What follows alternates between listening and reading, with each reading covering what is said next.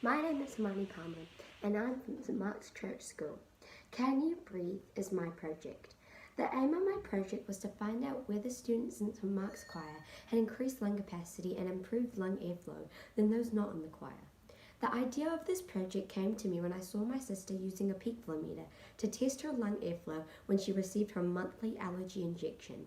She blew into the peak flow meter before and after to see whether there were any ill effects after the injection.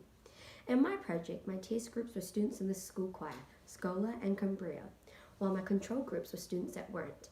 I tested all students' lung capacity by making them blow into a balloon and measured its circumference. This measurement was used in a formula to then obtain students' lung capacity. The students' peak flow was measured using a peak flow meter. The students took a deep breath and blew as hard as they could into the peak flow meter, which measured how well air flowed in through their lungs. The results were tabulated and compared to a standard chart of baseline data for children of the same height and age, which I found on a website, Children's Minnesota. There are 3 zones for the peak flow meter: the green zone, the yellow zone, and the red zone. The green zone is above average, the yellow zone is average, and the red zone is below average. The results were plotted on graphs, and surprisingly, there were 2 students who were in the red zone, but they didn't have asthma. My results showed that the students in the choirs, Schola and Cumbria, were no better than their control groups. Most of the students were in the yellow zone or below. Only a few students were in the green zone.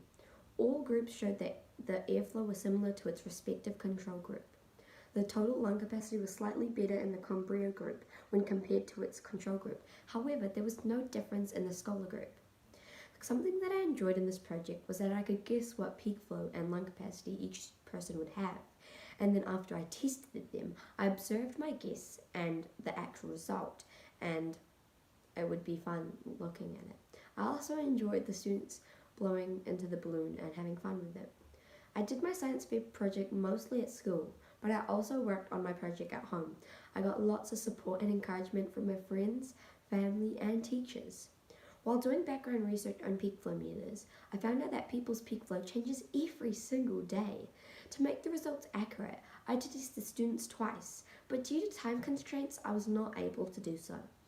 If I were to continue this project, I would test all 80 students several times in a week to obtain more accurate data.